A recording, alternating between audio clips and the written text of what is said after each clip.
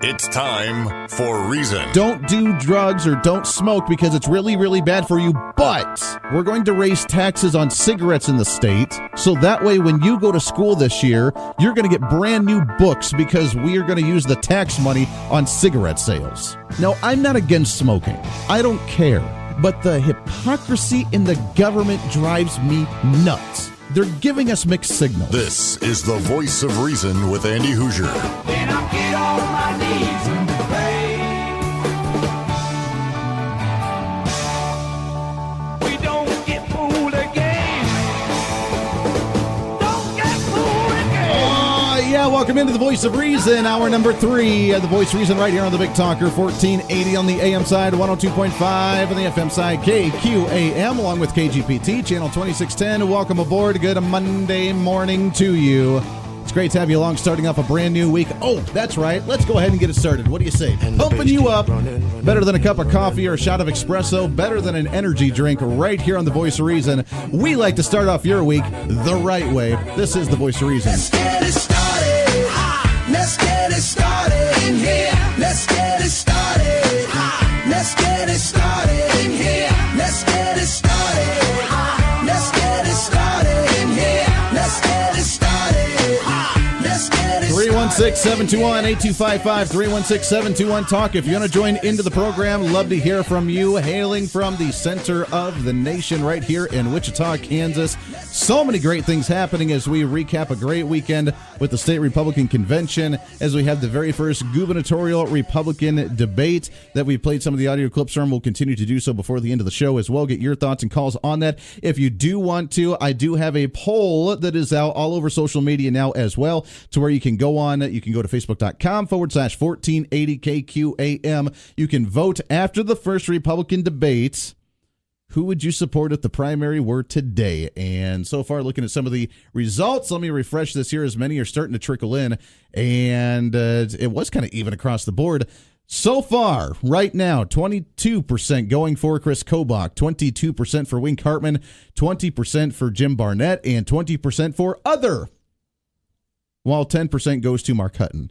Nobody yet for Jeff Collier, nobody for Ken Seltzer. Kind of interesting how this is playing out. And do you think that this had a sway on your vote one way or another after the debate that happened on Saturday? 728-255-721-TALK. Let's get right to it, though. As you know, there is a vote tomorrow, kind of an important vote, as we've discussed financial issues. We've discussed the political side of this. We've discussed the community-oriented side of this. But tomorrow is the bond for the Derby School District on what we should be doing with our own school. Now, if you read the piece, and we shared it, and we read a piece of this from Christy Williams, State Representative Christy Williams, last week, about her opinion piece on ways that the schools could be receiving more money. And if they want more money, instead of asking the state legislators for that money, then they could be asking their local community. You and I, who's actually involved in the school district. You and I, who's actually living there, because when we pay our taxes at the state level, it gets dispersed among everybody in the state.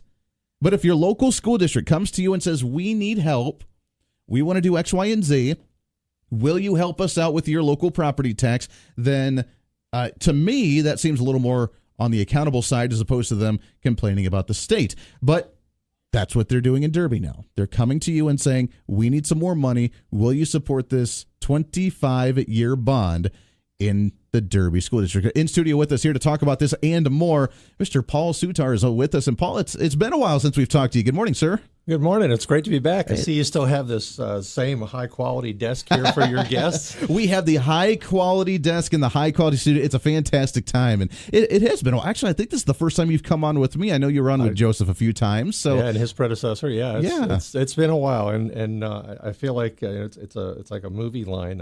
People keep asking, "Am I back?" Well, I guess I'm back. I guess you're back. That's right. You're back at it, and it's important to hear about this vote tomorrow. A lot of people don't even are aware that there's a vote tomorrow, kind of an off time, off cycle, and but yet still one of the most important ones. Oh, this is a huge, important vote, not just for the people in Derby. And I'll say right off the top, here's my call to action. I'll just throw that right out.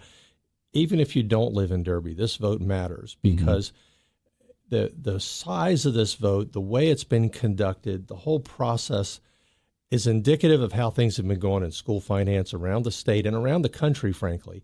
And whether you live in Derby or not, you ought to be paying some attention to this. And this is a hill to fight on because, as we know, the legislature has been rolling over to the Supreme Court, the state Supreme Court. School districts just are rubber stamping whatever the administration of the districts is asking for. And a lot of times hand in glove with the people who are making money from these huge things. And we can talk about that in some detail a little bit later.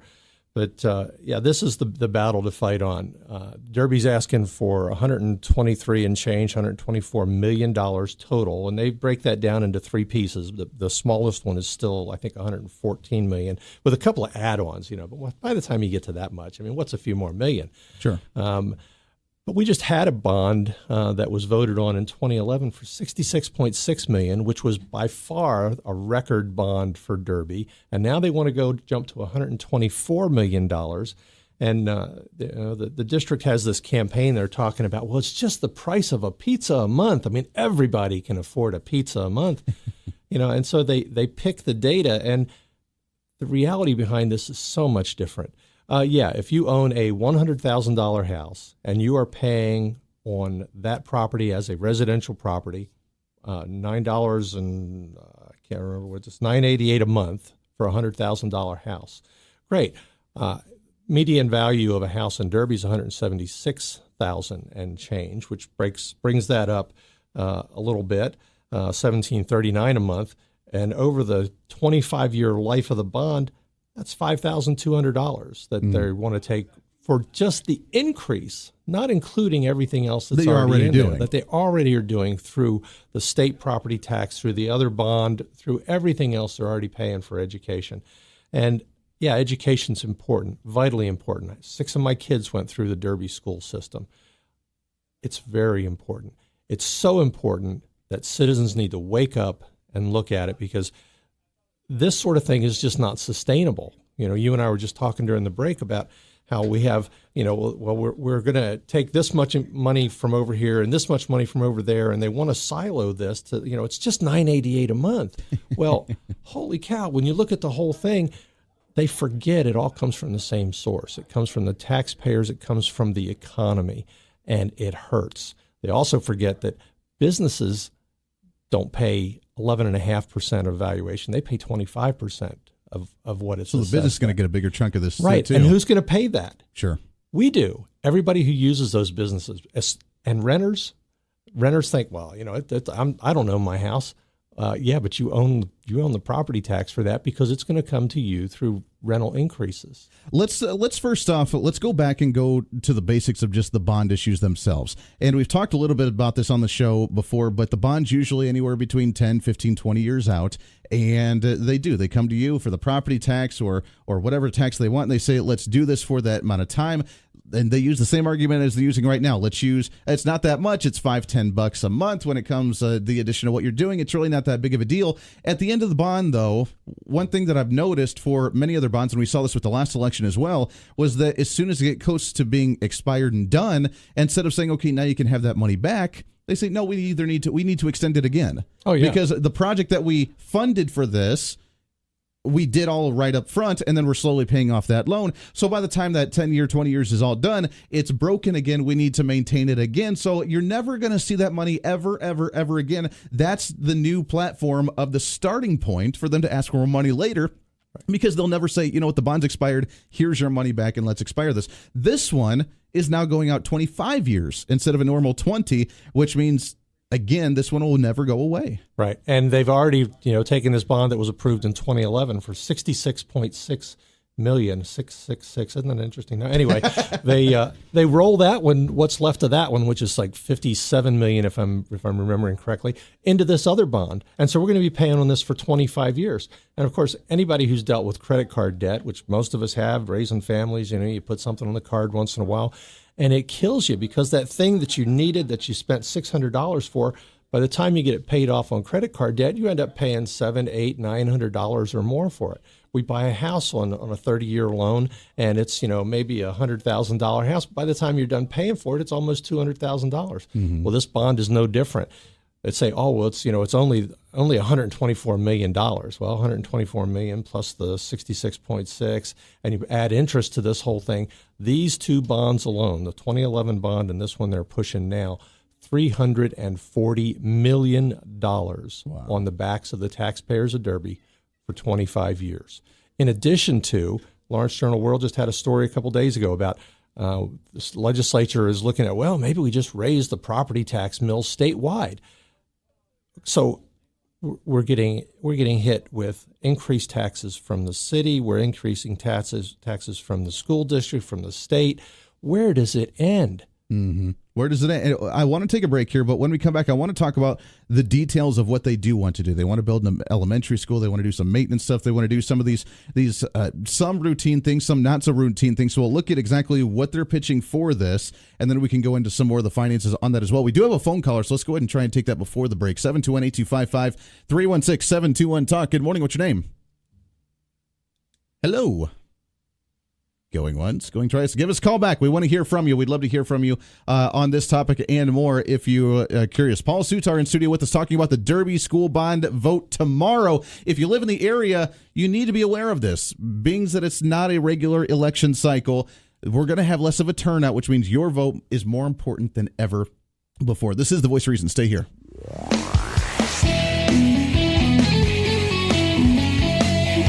The Voice of Reason with Andy Hoosier.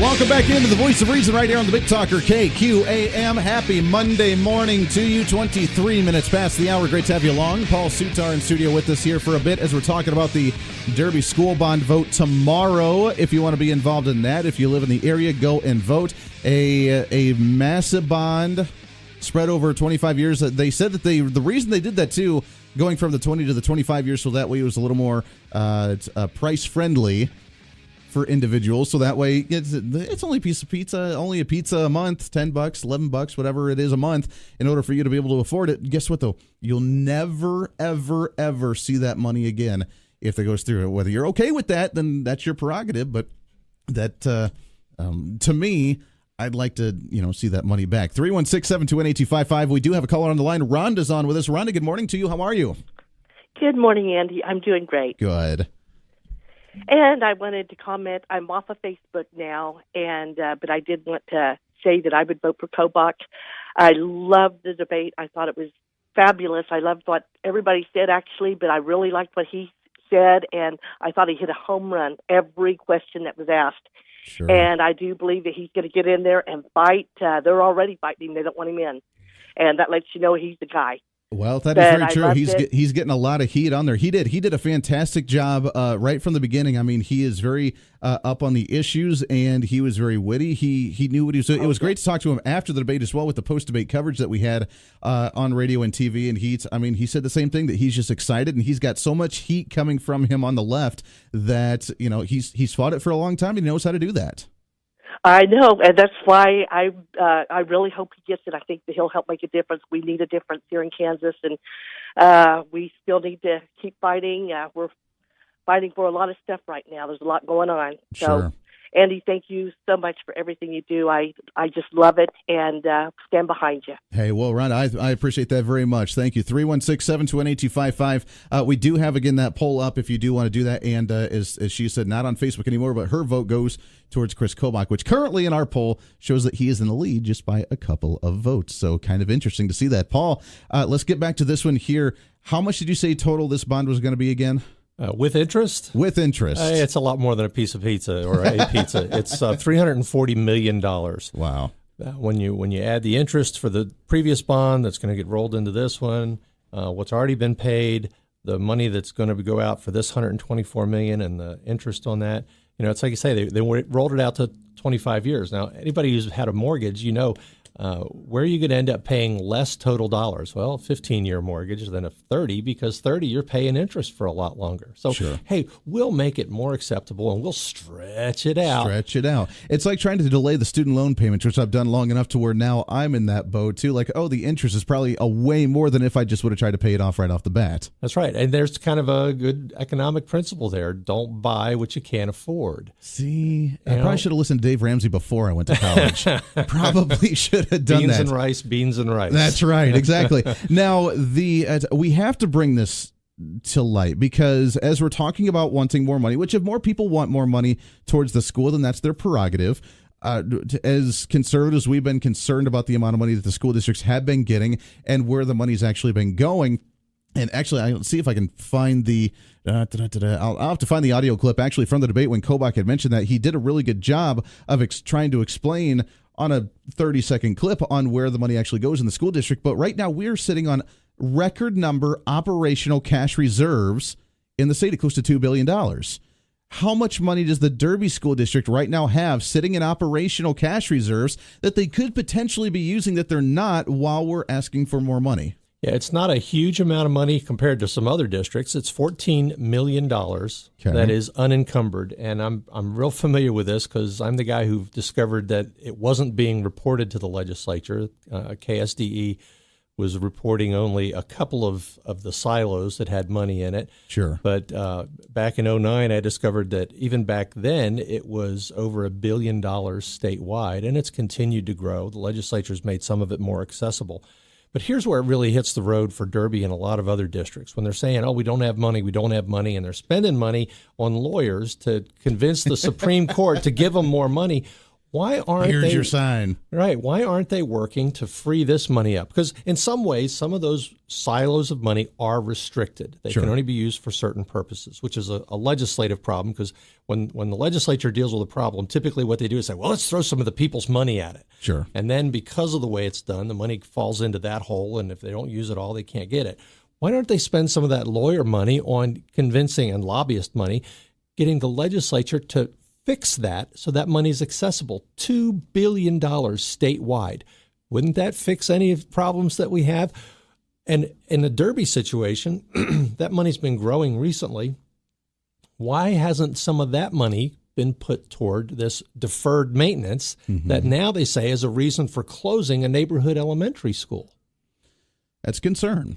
I It's mean, a big concern. It's a concern just in the sense that that's the scare tactic we're going to of, hey, we're going to shut down an elementary school. All you kids, all you families that have a young child, you're not going to be able to take them to school unless we actually get this money, because then, oh my gosh, we're not. It's the same mentality of the Supreme Court saying we want to shut down the school because if you're not going to get the type of education that we want you to have based on the dollar amount and the value, then you're just not going to go to school at all. Well, in Derby, it's even worse than that, because they are going to shut down a school. They have even taken out any possibility of a plan to do something other than close the Pleasant View School, which is the school in the Derby city limits that serves the lower income neighborhood. And those parents, those kids are going to be, they're going to have some serious problems on how to deal with that. Exactly. Paul Soutar, we'll continue this when we come back. Got to take a bottom of the hour break. Got some calls on the line as well. Stay there. We'll get to you as soon as we come back. We'll open back up the next segment with you, talking about the Derby school bond vote tomorrow. Stay tuned in. Lots more information. This is The Voice of Reason.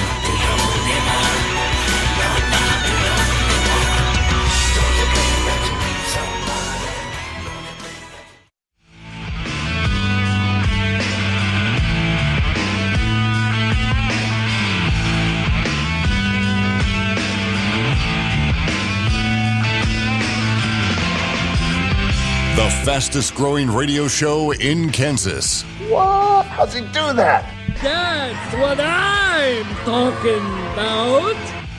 This is The Voice of Reason with Andy Hoosier. That's the way we roll. Welcome back into The Voice of Reason, the fastest growing show in the entire Mid-America region, and it's all because of you.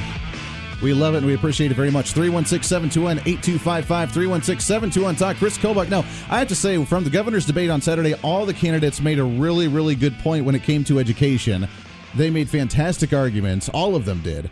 I was very impressed. This is one thing that just kind of the numbers-wise, to really understand this, Chris Kobach made an interesting point at the debate on Saturday. I think really the way we should frame the question is not how much we spend on K through 12, but where we spend the money. Let's do a quick mathematics exercise, all right? 25 students in a classroom. We're spending an average of $14,000 per student. Do the math. That's $350,000 going into that classroom. The average teacher makes $55,000. Let's say that the school is spending about $45,000 on computers, books, and stuff in the classroom. So that in the classroom we're spending $100,000, but we're spending overall $350,000 for that classroom. Where's the other $250,000 going? There it is. That's a quick, great breakdown of where's the money going. Paul, do you know? It's going all sorts of crazy little places. You know, in Derby, I used to say Derby was one of the better schools. They did an efficiency audit that was part of the 2010 commission, which if you're old enough, you remember one of the previous Supreme Court rulings. And Derby was one of the few districts that stepped up and said, yeah, we'll do an efficiency audit. Well, they're ignoring what's in that now. But there's so much overburden, and part of it is who's really running our schools? Who's making those decisions? Is it the single mom with 3 kids who needs to keep the neighborhood school, or is it the architectural firms that are making a percentage of everything that's spent on the bond? Sure. Well, and Derby's a great example of this. One of the things that's caught people's attention down there is there are all these signs popping up all over the place: billboards, Facebook ads, newspaper ad, and hundreds of vote yes signs. But when you drive around town, and I did an hour of this last week, and you can see a lot in Derby in an hour of driving. Almost none of those signs are on people's yards. They are on the public right-of-way. Uh-huh. And I checked the law, and the law says, nobody can stop that. They encourage that if you put it on the right-of-way in front of a business, you should talk to the businesses. And I've talked to some businesses. They said, no, we didn't want that there. Anyway, who's paying for these signs? Why are they on the public right-of-way and not on people's yards? Good question. Well, it is a good question, and it's a question, unfortunately, that the legislature stacked the deck on, because the way the law is written right now, we won't be able to know. And we've asked the Vote Yes folks, and we've asked the school district, and they said, well, we'll file our paperwork, and you can see it in December. In December. After the vote's already long gone. And I will do that. You can bet your bottom dollar I will be doing that. Because one of the things we also discovered in Derby, and this has been absolutely verified, the committee that they used to put together where this money was going to be spent, how they were going to spend how much, was created in secret. There was no publication of anything about it, no notes, not even a sign-in sheet. And that was raised and acknowledged that was in fact a fact, and it was wrong because it violates even the Derby board's own policy. The current superintendent, who wasn't the person who created this committee, acknowledged that in an email, and then it's on videotape right on Derby District site, acknowledged in a meeting that, yes, that was wrong. It was a violation of policy. But it's okay. We've learned our mistake. And that's almost exactly what was said about this. No, you haven't learned your mistake, because we live in a republic, and a school district, the governance of a school district is supposed to be the most local version of that. We have people who we know in our neighborhoods, who we vote for, who then carry out our business. Sure. When in fact, and I've seen this so many times, you go to school board meetings, and who's sitting on either side of the the board president? The superintendent. And anytime there's a question, it's whisper, whisper, whisper, whisper to the superintendent or the lawyer. It's not the people's business. It's a rubber stamp, and it's got to stop. One of the things that is a real impediment to that, back in 1852, the United States federal government said, we are not going to allow at-large elections for any federal offices. You know what? Derby's district's elected at-large. And the reason the federal government doesn't do it, and there have been lots of Supreme Court cases where it's still been done on a local level, is it's discriminatory. And most of those discriminatory findings have been based on race. But if you look at where the school district, school board members live in Derby, they're in the 2 most affluent neighborhoods of Derby. The neighborhoods where they want to close the school, the neighborhoods where people are having a hard time affording all these taxes, they have no representation. That's a problem. That's a problem the legislature needs to fix. Sure. The other thing the legislature needs to fix is they need to fix transparency in the state. And there's a push for that this year, and that's great. Because right now, We have the weight of the school district, who we have emails showing that the school district staff is telling principals to find people to serve on this Vote Yes committee. Now, if that was a candidate who had been elected to office telling people on taxpayer dime to go work for their issue, they broke the law. Sure. But the way the law is written right now, or I should say rewritten in 85 and in another rewrite, schools are off the hook for that. The legislature's got to fix that. There's a lot of work that needs to be done by the legislature across the board there. I want to take a phone call, but when we come back, too, after the phone call, I do want to talk about the where the money is actually going to be going. So let's go to the phones here first, 728-255-721, talk. Oh, I guess we lost them there. You can call back if you'd like to. But this bond itself, what all do they say that they want to actually fund with this bond? Well, the big ticket is they want to build a new elementary school for $21 million, and it's sort of in my neighborhood, the school that's in my neighborhood, Derby Hills, where all my kids went to school. It has been a great school. I'm not so sure it's all that great anymore. They've got some other issues, but they want to build a new school north of that. That one has a problem right there because they won't readjust the boundaries on these schools where you have other schools that have capacity that's not being used. And so now they want to build a new school, which is probably needed, but is what they're building needed? They want to build that school. They want to add on to some other schools. The original plan was they wanted to tear down Pleasant View School, which they still do. They're going to tear down, like I said, the only school in Derby boundaries in the lower income neighborhood, which has huge implications. They want to add on to some other schools. They want to, create, and this issue just kills me. What got this whole thing started was FEMA shelters. Oh, FEMA shelters. Oh, we got to have FEMA shelters. Got to have FEMA shelters. I spent probably an hour on the phone a week and a half ago with a guy who's here in South Central Kansas, and I'm going to protect him because he does a lot of work for school districts, and they lean on people. You don't need FEMA shelters. You don't need FEMA-compliant shelters because those requirements include things you need for, like, hurricanes, which means you're looking at... You never know. Well, you never know. Here in Kansas, we can get anything. Come on. I mean, global warming, Al Gore has, he may flip that switch and a hurricane may hit us. You never know. You can build tornado shelters for a whole lot cheaper than you can build FEMA shelters. But it doesn't get the architects involved. It doesn't all look shiny and bright and pretty and new and all that. So that's one thing. Another thing, your caller previous to when I came on talked about, why aren't we looking at school security? Former Derby school board member who got pushed out because he actually asked questions and voted no. He made a really good point. He said, if you look at all the Derby schools, they're like fish bowls. They're entrances, a lot of glass. Mm-hmm. Is that, especially with current things going on, is that not a bigger issue than building shelters that are overbuilt? I think it's a very big issue. So part of the problem with this whole thing is the process. It seems to be we're going overboard with some of this. Like you mentioned, for example, the FEMA. Why do we need an actual FEMA shelter when we just need it? Look, I mentioned this off the air. When I was a kid in Ohio in school, in elementary, during the tornado drills, and I believe one or two times where the storm got really bad and they were looking at an actual tornado, we would go sit in the boiler room.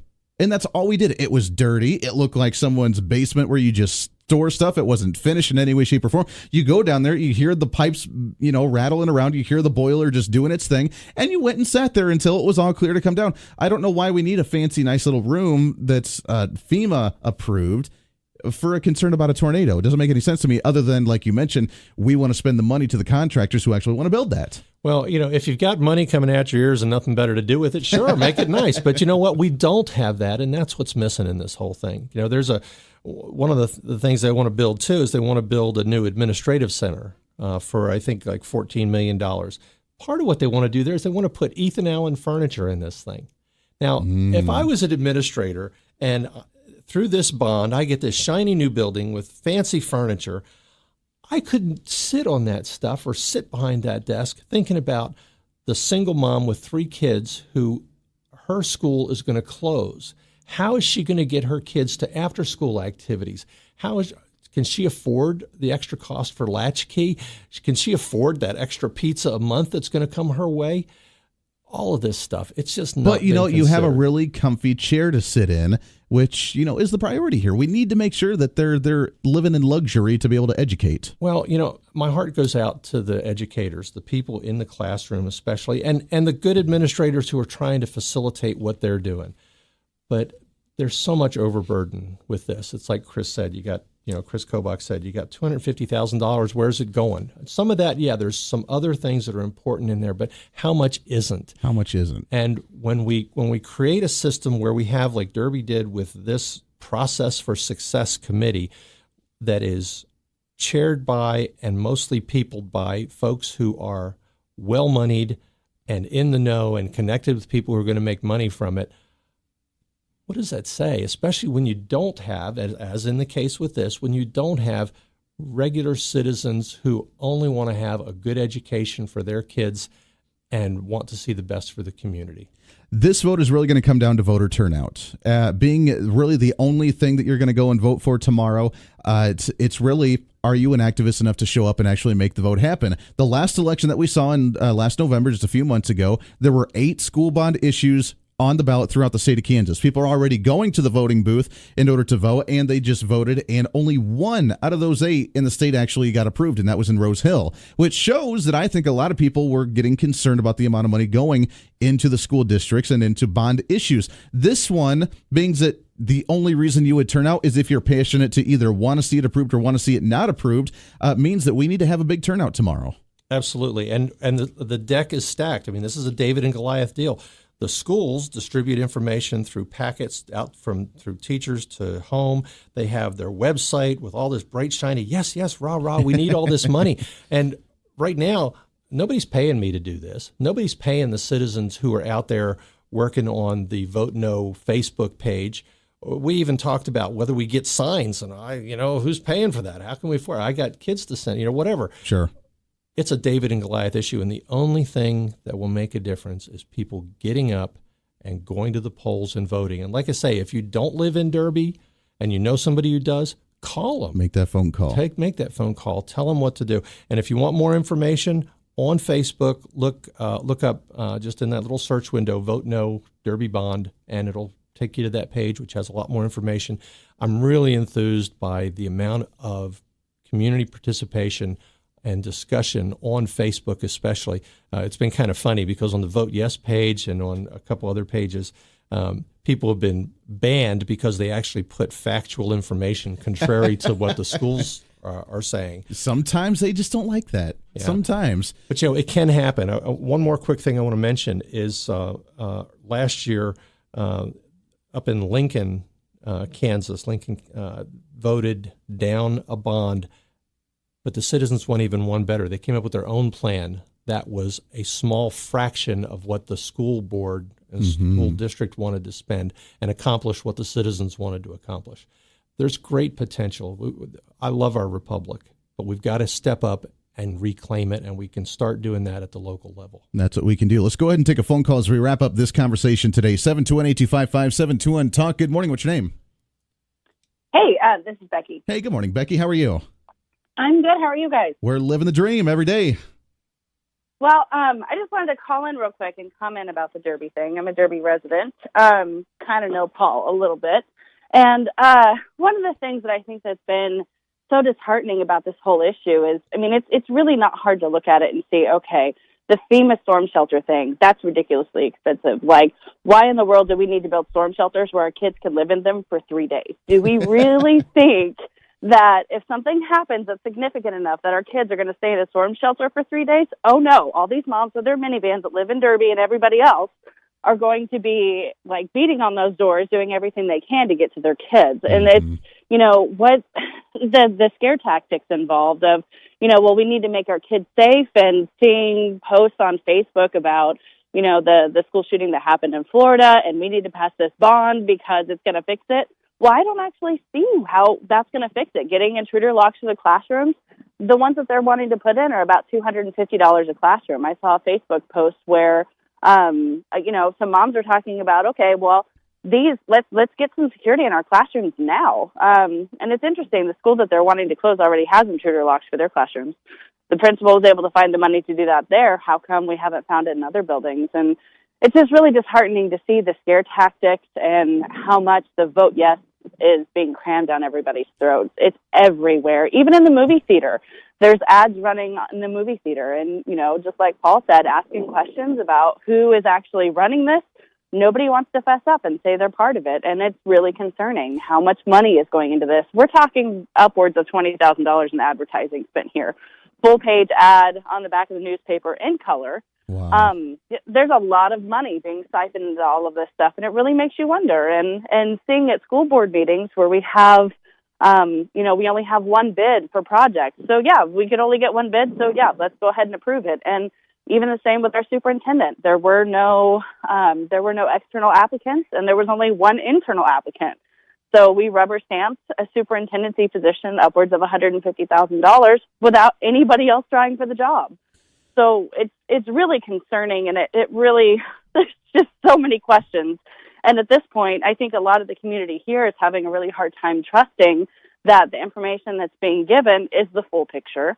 We can't even get straight numbers on how big an elementary school is here, how many students, our district can accommodate now versus after the bond.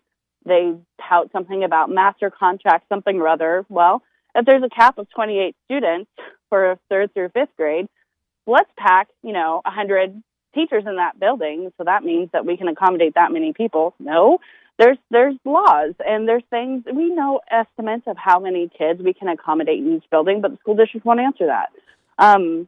It's really disconcerting.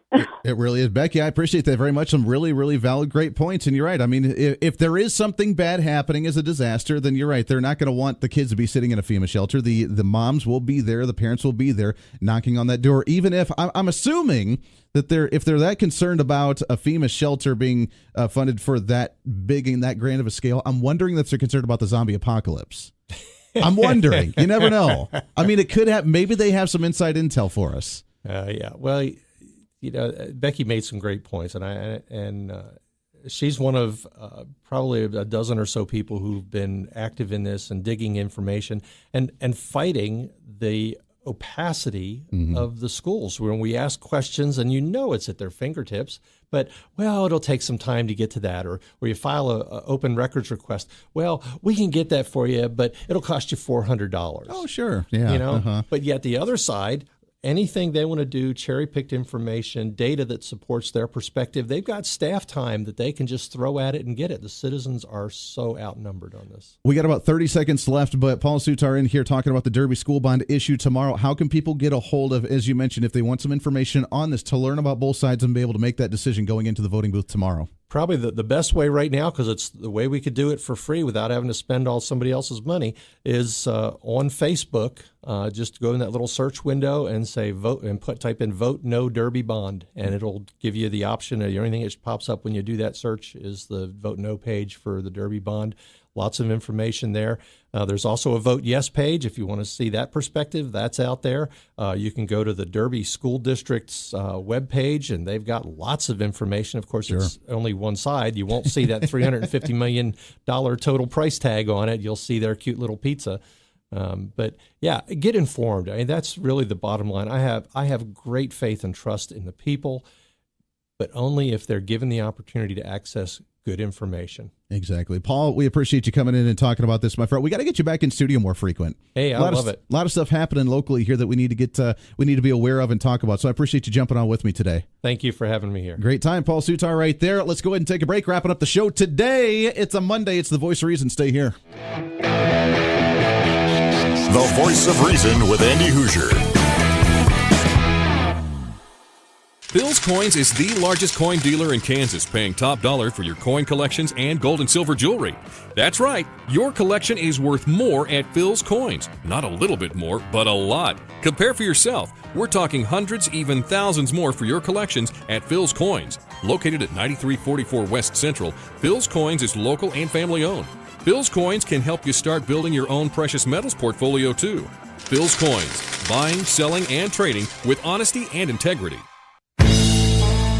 Out of time already. We went way late. Thanks again to Paul Soutar joining the studio with us here. We'll go and vote tomorrow. Go and vote. Understand the issues. Understand what you can do to make a difference. That's what it's all about. That's what we try and do on the show, getting you that information for you to make that logical decision, because you are the activist. You are the constituent. You're the taxpayer. You are the parents. You're the grandparents. You're the children.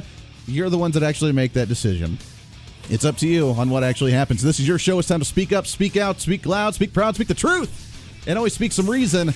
This is the Voice of Reason. Have a great Monday, everybody.